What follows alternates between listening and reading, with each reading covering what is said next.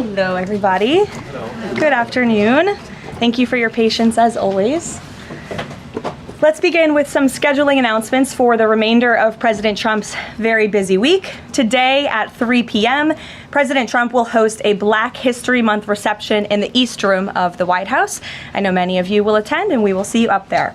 Tomorrow, President Trump will host a Board of Peace meeting at the Donald J. Trump Institute of Peace, where he will announce that member states have pledged more than $5 billion towards the Gaza humanitarian and reconstruction efforts, and have also committed thousands of personnel to the International Stabilization Force and local police to maintain security and peace for Gazans.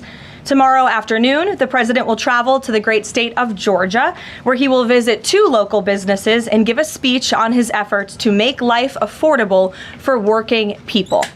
On Friday, President Trump will host a working breakfast with governors in the East Room here at the White House. And on Saturday night, President Trump and the First Lady will host the annual Governor's Dinner. Next, I'd like to provide an update on the economy. We're seeing promising signs every day that 2026 is going to be a record successful year for the American people, just as President Trump promised them. The January jobs report shattered expectations, highlighting how the president's pro-growth economic agenda is fueling American prosperity. The economy added 172,000 new private sector jobs to kick off the year. That's more than 2.5 times economists' predictions. The labor force participation rate went up while the unemployment rate fell. The prime age labor force participation rate is now at its highest since 2001. Most importantly, 100% of all job creation under President Trump continues to be in the private sector. This is truly remarkable. That's 615,000 private sector jobs that have been added in President Trump's second term thus far. These are real working people. These are real American families who will be living out their American dream. Meanwhile, federal government employment has shrunk to its lowest level since 1966, saving taxpayers $29 billion annually.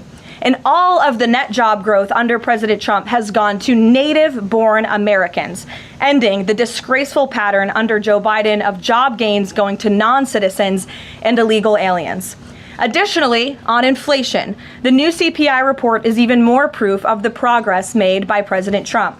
Despite all of the doom casting from the so-called experts, the president has managed to utilize powerful tariffs to secure trillions of dollars in investments into our country and rebalance our trade deals while simultaneously cooling inflation. Year-over-year inflation fell to 2.4% in January, beating expectations again and marking the lowest level since May. Core inflation, the best measure of inflation, dropped to its lowest level in nearly 5 years. Meanwhile, real average hourly earnings for all private sector workers rose in the month of January, which means more money is going back directly into people's pockets. After only 1 year of President Trump back in office, real earnings for all private sector workers have outpaced inflation by nearly $1,400, earning back roughly half of the $2,900 they lost under Joe Biden when 40-year high inflation was stealing Americans' purchasing power. President Trump's policies are and will continue to allow Americans' incomes to go further for bills, retirement, and achieving the American dream. A key part of the American dream is buying a home. And that is finally becoming more affordable under this president. This past week, it was announced the annual mortgage cost for a new home has fallen by $4,000 so far under President Trump, after rising by roughly $15,000 under Joe Biden.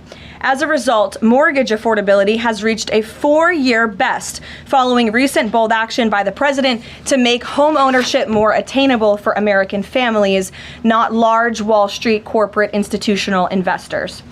At the same time, national median rents have fallen to a 4-year low and have declined for 6 consecutive months. The annual rental cost for a new rental unit has fallen nearly $100 so far under President Trump, after rising more than $3,000 under Joe Biden. And many are crediting that to the president's deportation efforts to remove illegal aliens from our communities and therefore from housing that should be used for American citizens. At the grocery store, the price of eggs, dairy, cheese, fresh fruit, apples, oranges, potatoes, tomatoes, and butter have fallen since President Trump took office, and he is continuing to fight for even lower prices at the grocery store for the American consumer.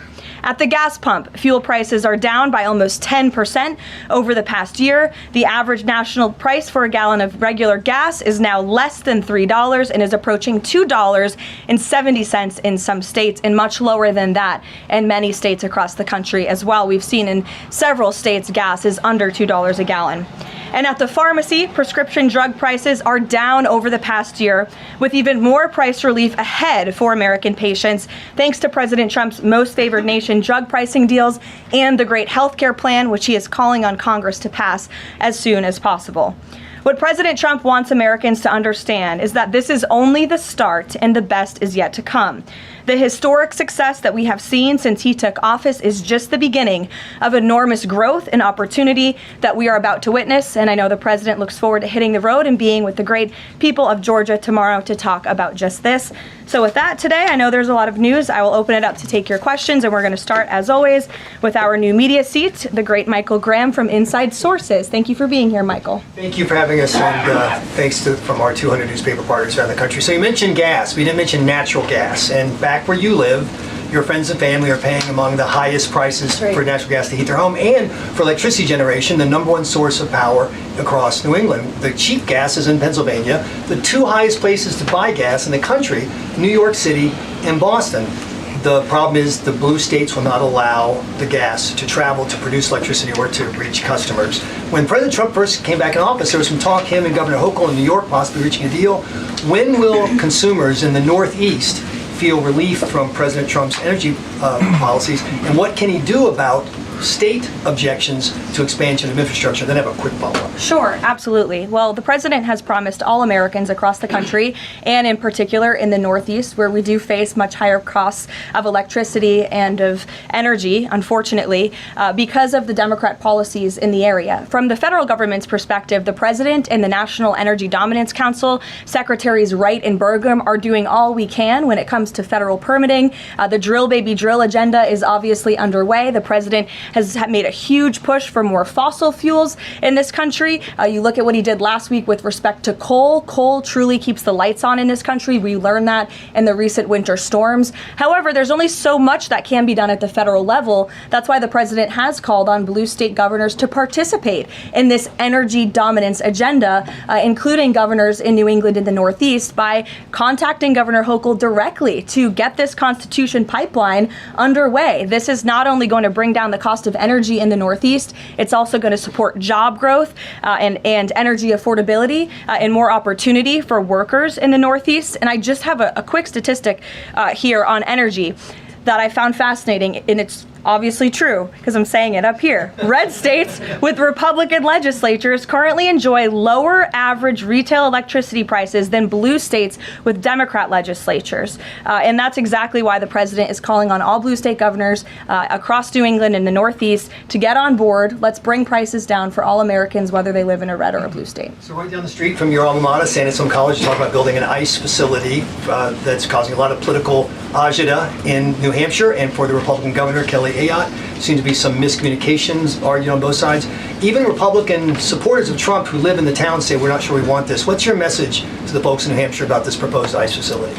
The message is that illegal immigration, while the border is secure, is still a problem across our entire homeland. And the previous administration allowed nearly 20 million illegal aliens from countries all over the world into our country. And the President and Secretary Noem have done a phenomenal job at deporting. Nearly 3 million illegals have left the country, either through deportation or self-deportation over the past year. But obviously, there are a lot more illegal alien criminals left in our homeland. That includes in New England. There are many within our communities in New Hampshire, in Maine, and definitely in Massachusetts and in the Boston suburbs that need to be arrested, detained, and deported back to their home countries.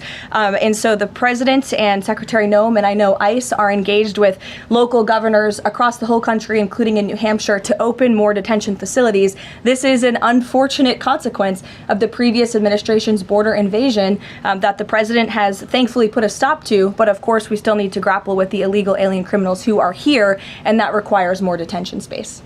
Thank you, Michael. John. Garrett. On Iran, I'm not asking you for like military secrets here, but can you share? Know I would be so unwise. Unless you want to give them. Can you share a little bit about the president's thinking on whether or not to strike Iran, who he's talking to, what information he's consuming, and why a strike might be necessary on a nuclear program he says was obliterated by the last U.S. strike?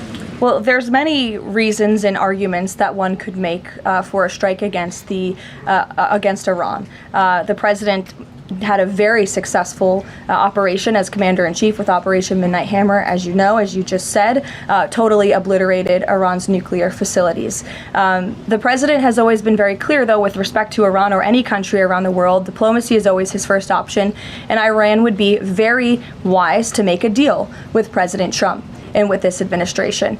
He's talking to many people. Of course, his national security team, first and foremost, and you know who the members of that team are. And this is something, obviously, the president takes seriously. He's always thinking about what's in the best interest of the United States of America, of our military, of the American people. And that's how he makes decisions with respect to military action of any kind. And on the flip side of that, he's got the State of the Union speech next week. If he is going to take military action, does the administration believe it's important to sort of convince the American people, sell the American people? Will we hear something about that in the State of the Union to make the case for why something like that might be necessary to risk American lives? Look, again, I'm not going to engage in a hypothetical. Good try, Garrett, but you can't catch me there. I will say, with respect to the State of the Union, you'll be hearing more about what is to come from the president's speech very soon at the appropriate time. It is going to be a very good and powerful speech, so everyone should tune in. Ed. Karoline, thank you. I got two questions for Sure. you. About Independence Hall in Philadelphia, the administration's decided to appeal a judge's ruling that in essence was trying to put the slavery displays back, arguing that the federal government believed it had the power to dissemble and disassemble historical truths when it has some domain over historical facts. The judge said it does not. The administration said that you were planning to put up updated interpretive materials and provide a fuller account of the history of slavery at Independence Hall. What more was the administration, or is the administration, planning to add? I'm not familiar with this specific instance, Ed, to be honest with you, but I will check in with the appropriate people who are overseeing this, and we'll get you a more firm answer. One other question then. Yesterday in his statement about Jesse Jackson, the president said, despite the fact that I'm falsely and consistently called a racist by the scoundrels and lunatics on the radical left, Democrats all, it was always my pleasure to help Jesse along the way. Where or when does the president believe he's been falsely called racist?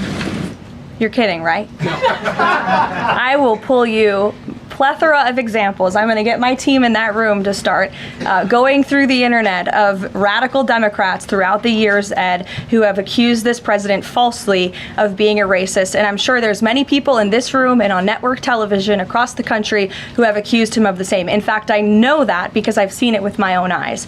And the president very much looks forward to having an event later this afternoon at 3 p.m. to celebrate Black History Month and to talk about how his policies are advancing opportunity and prosperity for all Americans through record tax cuts, through the Trump accounts that all Americans can access regardless of race. These are a great thing for the next generation of Americans. The president has also awarded hundreds of millions of dollars in additional funding to strengthen educational outcomes at historically black colleges and universities across the country. Again, the president is protecting the hard-earned benefits of the 2.4 million black veterans who honorably served in our nation's armed forces forces by reducing the backlog of veterans waiting for their VA benefits and for their home loans through the Department of Veterans Affairs. So there is a lot this president has done for all Americans, regardless of race, and he has absolutely been falsely called and smeared as a racist, and I'm happy to provide you those receipts, and we gladly will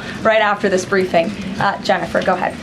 You mentioned the $5 billion in pledges for the Board of Peace. Will we be able to get a breakdown of which countries are providing each of those pledges? Yes. And which countries are providing troops? Sure. We're happy to provide that breakdown, and I'm also happy to provide the list of countries that will be attending tomorrow. I know it's more than 20 countries. I know there's a lot of interest in that. I'll spare myself reading you the list of 20 countries from the podium, but we will provide it, and the president will be opening the meeting tomorrow with remarks, and will sort of formally be chairing the meeting at the beginning before he departs for Georgia tomorrow. And then on the sewage spill, the sewage pipe that broke on the Potomac, can you give us an update on the federal government's response? And officials have told CBS that some of that aging infrastructure is a concern, that this particular pipe wasn't even of the most urgent concern. Do you know if the government is looking into which other pipes could be at risk of collapsing? Well, the next step in this process is for any of the 3 local jurisdictions involved, whether that's the Commonwealth of Virginia, the state of Maryland and Governor Moore, or the District of Columbia, to step forward and to ask the federal government for help and to ask for the Stafford Act to be implemented here so that the federal government can go and take control of this local infrastructure that has been abandoned and neglected by Governor Moore in Maryland for far too long. In fact, it's no secret that Maryland's water and infrastructure have been in dire need of repair.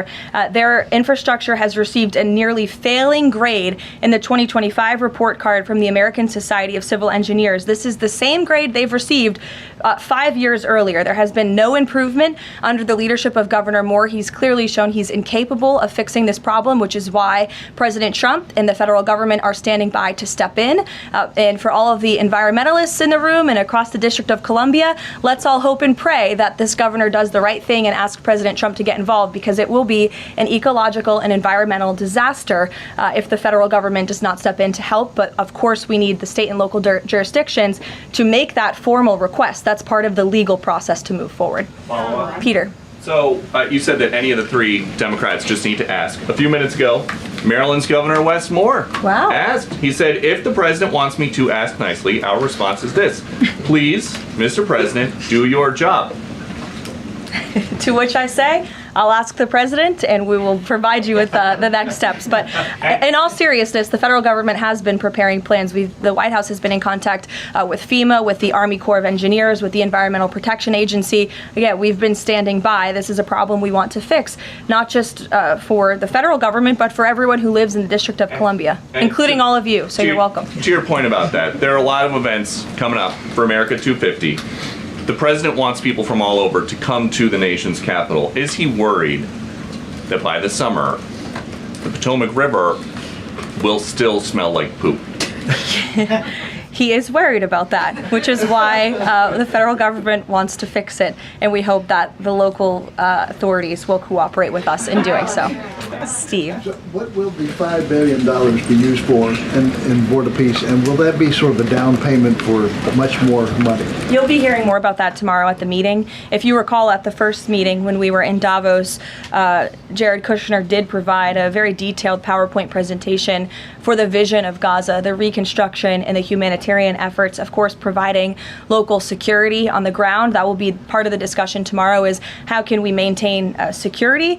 First, you must achieve security to get to prosperity, which is sort of the second part of this plan. So you'll be hearing more about that tomorrow, but I would just point out $5 billion worth of investment. We're talking about reconstructing Gaza. I remember when those words came from the president's lips in the East Room many months ago, and all of you in the press were bewildered at how the president could have such an ambitious goal of rebuilding Gaza, which is obviously a place that has been just turmoiled by violence and chaos for many, many years. But we are well underway in doing that, and it's a historic accomplishment for this president. Secondly, is the president seeing enough progress in the Iran talks to let negotiations go a little further? I mean, where do things stand after yesterday's talks? I think you heard from the administration and the State Department yesterday that there was a little bit of progress made, but we're still very far apart on some issues. I believe the Iranians are are expected to come back to us with some more detail in the next couple of weeks, and so the president will continue to watch how this plays out. Sure. I'll follow up on that. Thank you, Caroline. On these Iran talks, I mean, how much time is the president willing to give it before he is seriously maybe considering military action? Is he willing to give it that full 2 weeks? And has he given the Iranian officials a deadline on when he wants to see a deal? It's a fair question, Rachel, but I'm not going to set deadlines on behalf of the President of the United States from up here. And then just one more on the shutdown. We're now in this partial shutdown over DHS funding. Has the president personally spoken to the Democratic leaders in Congress? Can we expect to see them at the White House to try to make a deal on this? Not to my knowledge, he hasn't had any direct conversation or correspondence with Democrat lawmakers recently. It doesn't mean he's not willing to. I'm just not aware of any conversations that have taken place. I do know the White House and the president's representatives have been in direct conversations with both Democrats and Republicans, but of course, Democrats are the reason that the Department of Homeland Security is currently shut down. They have chosen to act against the American people for political reasons, and now we have FEMA workers, the men and women of the United States Coast Guard, men and women of TSA who keep our airports moving, who will be working without paychecks for no good reason other than the Democrats wanting to pick a fight with Donald Trump. And the president thinks that is irresponsible and despicable. He wants the government to be open. We've been engaged in good faith negotiations with the Democrats. Last night they sent over a counter proposal that frankly was very unserious, and we hope they get serious very soon because Americans are going to be impacted by this. Sure. Thanks, Caroline. President Trump has talked about a forthcoming executive order on voter ID. Is there more details you can provide about for that? And can you talk about any steps that you're taking to overcome court challenges that you've kind of faced in this area before on voting? Well, as the president said in that Truth Social post, he's discussing and exploring legal options for a potential executive order with respect to voter ID, but this is something he's made very clear he wants Congress to get done. The Save America Act is a common sense piece of legislation that has now passed the House of Representatives to ensure that voter ID is a requirement in the United States of America. This is a common sense policy that nearly 90% of the country agrees with. You need an ID to go and purchase alcohol. You need an ID to go to the library and check out a book. And so the president thinks you should have an ID to vote in our nation's elections. And I know the vast majority of Americans agree with him on that. And he wants Congress to move quickly to get it done. Thank you so much. Cuba, something? Sure. On Cuba, you know, it's increasingly being described as a humanitarian crisis. What is a successful outcome for the U.S. that the U.S. wants to see in Cuba? Is there anything less than regime change that would be considered success? I think, as Secretary Rubio has articulated and the president himself, we obviously want to see flourishing and prosperous democracies all over the world, especially in our own hemisphere. I'm not dictating any actions the United States may take to get there, but of course that's in the United States' best interest to have Cuba be a truly free and prosperous democracy. Unfortunately, right now, that is not the case. They are a regime that is falling. Their country is collapsing, and that's why we believe it's in their best interest to make very dramatic changes very soon, and we'll see what they decide to do. Sure. Thank you so much. Following up on Gaza, this $5 billion, who exactly will be in charge of managing this money? Would that be the president himself making the final decisions on how these funds are spent? It will be the Board of Peace, which the president is, of course, the chairman of, but all of the member parties, I believe, will have votes on the funding, and then, of course, there is that technocratic layer underneath the official Board of Peace with the member countries that will be making decisions as well. So if you just go back and look at the first event that we had where we sort of unveiled the structure of the Board of Peace, that structure remains in place, and they'll be overseeing the funds that will be announced tomorrow for their reconstruction and humanitarian efforts. Sure. Another question on that Board of Peace announcement. You mentioned there will be the announcement of who comprises that International Stability Force. How soon will that force be deployed? And have all of the regional partners, all of the regional countries signed off on the makeup of that force? I don't have a timeline for you today, but again, I'm sure you'll hear more about this tomorrow. So you'll join us at the event. Deanna.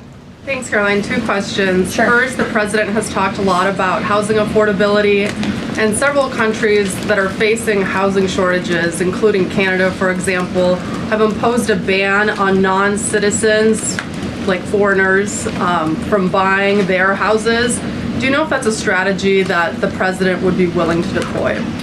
Well, first of all, the president is obviously committed to deporting illegal aliens from our country and those who are not lawfully present in the United States, which he has done at a record pace, which has led to the falling of rents, as I pointed out in my opening remarks. Secondly, the president has recently announced that he is fighting for a ban on institutional investors and Wall Street billionaire corporations from buying up single-family homes that should be lived in his opinion, by American families. We know this is going to have a remarkable impact on the housing market and on prices and supply and demand for the American consumer and the American family. And then thirdly, the president is also expediting permitting as fast as we possibly can to build more homes, to increase supply, to obviously bring down the cost of home ownership and purchasing homes for the American people. And then also, as I mentioned as well, we do see mortgage rates falling. So all of this is combining to make housing more affordable in this country. There's still a lot more to do. The president is still digging his way out of the mess that was created by Joe Biden's administration in jacking up mortgage rates and jacking up housing costs. But we do see very positive trends in this direction. And the president wants the United States to be a nation of owners, not renters. He wants families to live in homes, not institutions and big corporations. Michael. Ukraine, Caroline. Secondly, on Ukraine, yesterday Zelensky said in an interview that he says that it's not fair that the president is saying that Ukraine has to make concessions. He's saying this publicly, and not Russia. Has the president seen these comments? And when the president says that Ukraine has to make concessions, is he referring to giving up Donbass? I think the president would respond to that by saying he does not think it's fair that thousands of Ukrainians are losing their lives, and Russians too, in this deadly war. And that's why the president and his team have committed a tremendous amount of time and energy in bringing this war that is very far away from the United States of America, but nevertheless, this is a president of peace. And so he's committed a tremendous amount of time and energy to bringing this war to an end. Just yesterday, there was another round of trilateral talks between the U.S., Russia, and Ukraine. There was meaningful progress made in both parties. Both sides agreed to update their respective leaders and to continue to work towards a peace deal together. So there will be another round of talks in the future, but I think the president views this entire situation as very unfair, not just for Russians and Ukrainians who have lost their lives, but also for the American people and the American taxpayer who were footing the bill for this war effort before President Trump put a stop to it. And I would just remind everyone around the world that the United States is still selling weapons to NATO that are then being sent to Ukraine in their defense of their freedom in their borders. Michael. Caroline, Russia is reportedly joining Iran for joint naval exercises in the Gulf of Oman this week. Has the president issued any kind of warning to Russia or even China not to involve itself if the U.S. decides to strike Iran? Not to my knowledge, no, or not that I would dictate from this podium. I wouldn't reveal the president's private conversations with world leaders. With respect to that, again, when it comes to Iran, the president has a decision to make, and he will do that, and I'm not going to broadcast what that decision may be ahead of him. President Barack Obama, Caroline, was recently asked if aliens are real. He says they're real, but he hasn't seen them. The president's daughter-in-law, Lara Trump, told Miranda Devine of the New York Post that the president has a prepared speech on this issue that he prepares to deliver at the right time. Is that true? And does the Trump administration believe aliens are real? Well, a speech on aliens would be news to me. That sounds very exciting, though. I'll have to check in with our speech writing team. And that would be of great interest to me personally, and I'm sure all of you in this room, and apparently former President Obama, too. So we'll keep you posted on that. Tyler. The White House has touted an unprecedented amount of cooperation with counties in Minneapolis after the negotiations with Tom Homan. Are those written or verbal deals with the sheriff? How many have agreed to cooperate on immigration enforcement who previously refused to do so?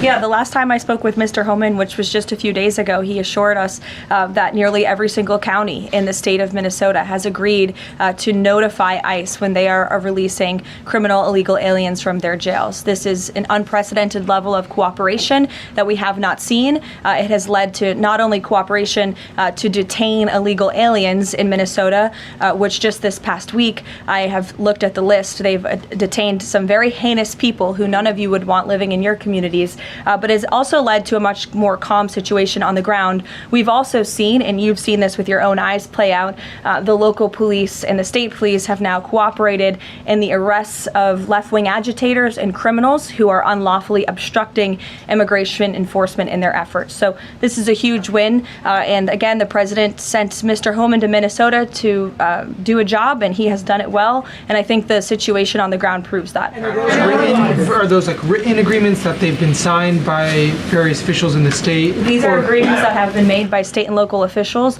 in the federal government, and we are seeing that cooperation play out every single day. These counties are notifying ICE when they are releasing criminal illegals from their jail, and we do know that they are arresting left-wing agitators who are unlawfully impeding law enforcement. There's video to show that. Show it yourself. You can view it with your own eyes. John. Thank you, Caroline. You mentioned two things: DHS closed and the SAVE Act IDs.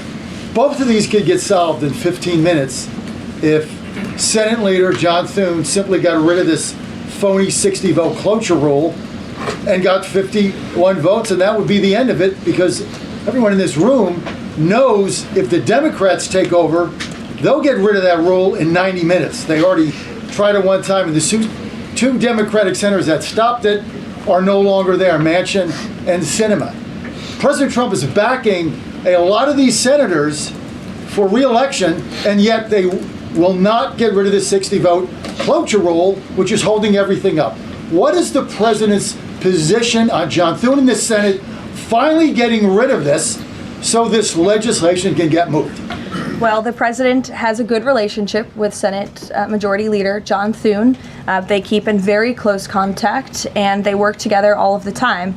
I hear your passion in your voice, and I know it's shared by many Americans across the country, including the president himself. He wants to see the SAVE Act voted, and he's expressed that both publicly to all of you, the American people, but also privately in his conversations with Senate Majority Leader Thune and many other members of Congress as well.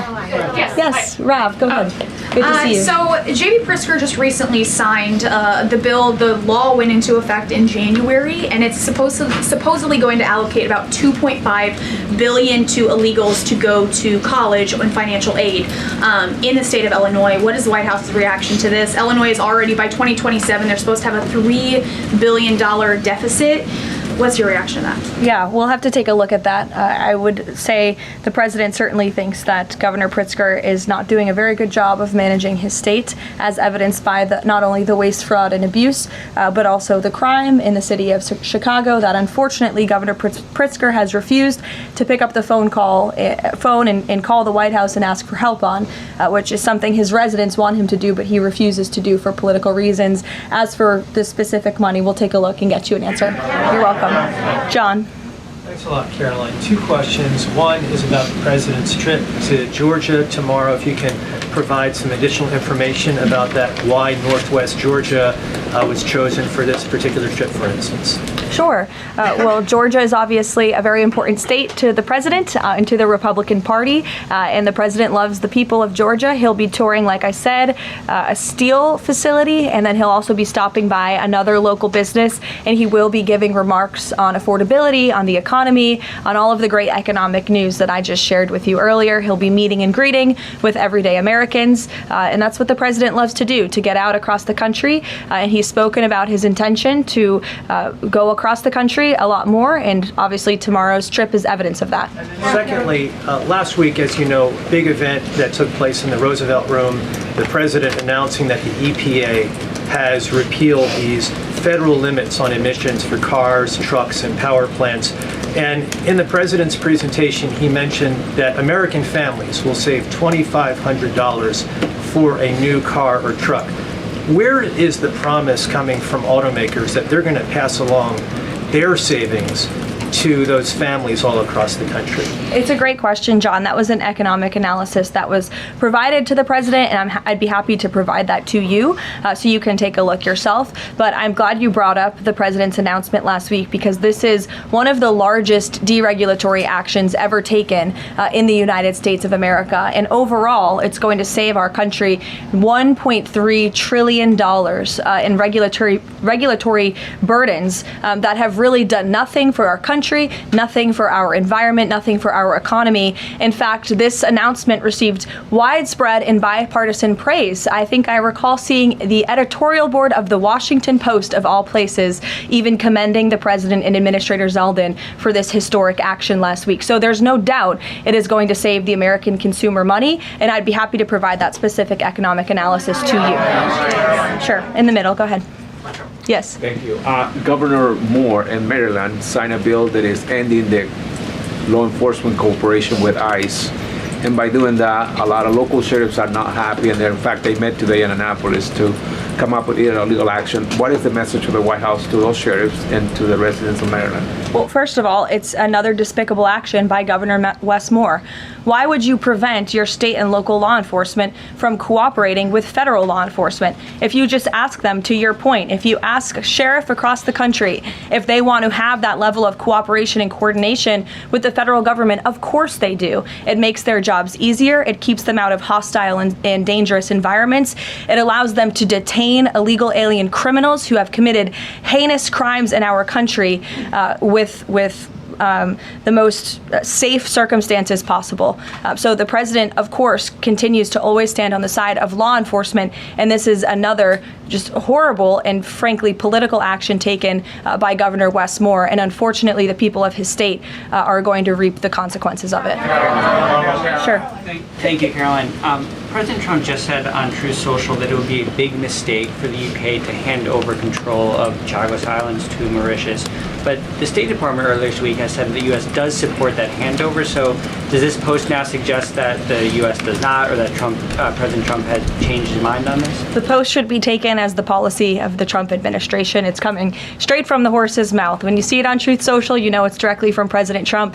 That's the beauty of this president and his transparency and relaying this administration's policies to all of you and to the rest of the world. Carrie, go ahead.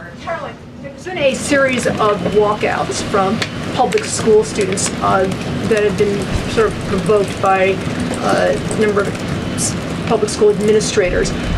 What are your thoughts on this? What's the administration's thoughts on this? Will they be taking any actions on these walkouts against ICE? Look, I think obviously the president and the administration support the First Amendment rights of all American citizens, and if they're peacefully protesting, then that's their constitutional obligation and right and responsibility to do so.